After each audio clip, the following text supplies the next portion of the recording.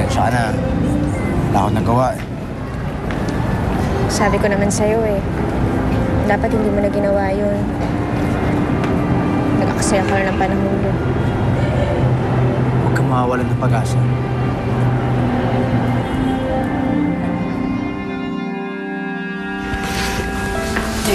Thank you.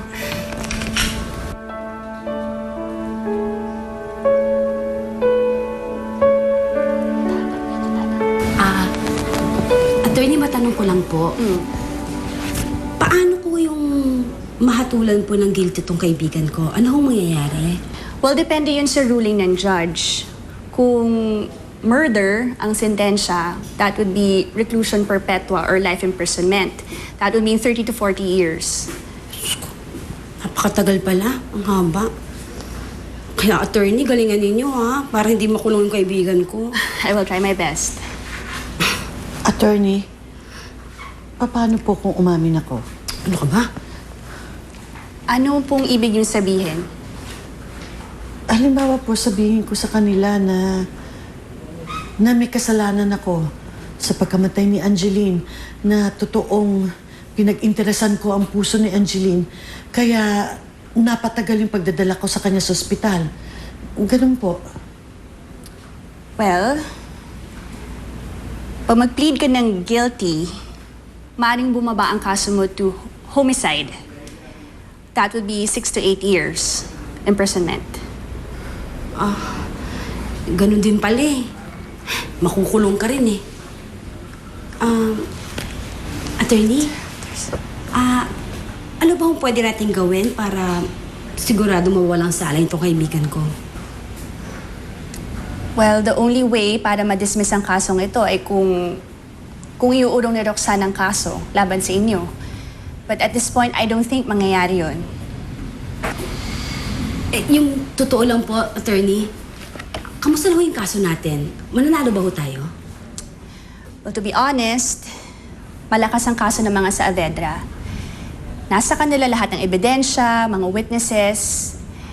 Pero nasa sa atin naman yun kung paano natin iisa-isahin ang lahat ng accusations nila para mapaniwala natin yung judge at mapapanig nila sa atin yung kung ano man ang magiging sentensya.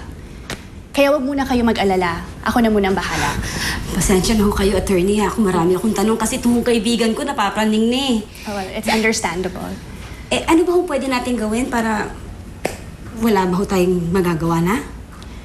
Sa ngayon, kailangan lang natin maghanda. Maganda.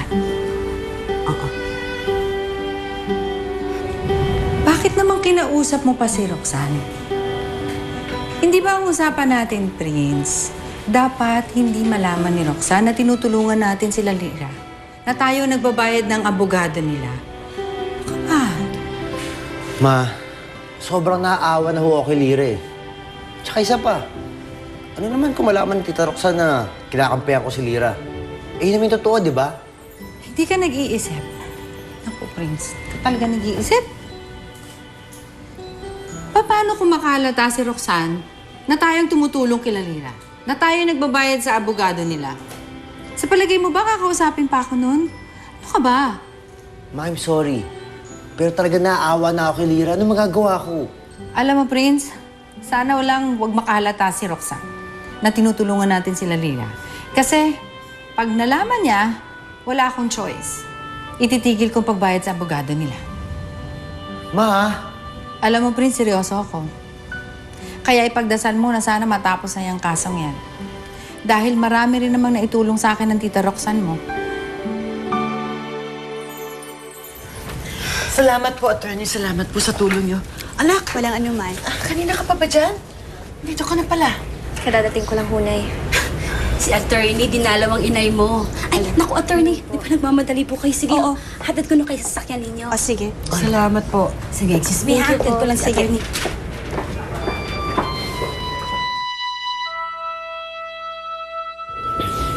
Kamusta ko kayo, Nay? Okay naman. Mabigat lang ang pakiramdam ko. Pero pahinga lang ito, mawawala din to. Mabuti ho siguro pumasok na ho tayo sa loob para makapagpahinga na rin ho kayo. Nak, meron sana akong gustong sabihin sa'yo. Ano ho yun? Kasi naisip ko yung solusyon para matapos na lahat itong nangyayaring ito, itong problema natin. Para mapadali nang matapos itong paghihirap natin. Solusyon? Ano kong solusyon yun, Nay?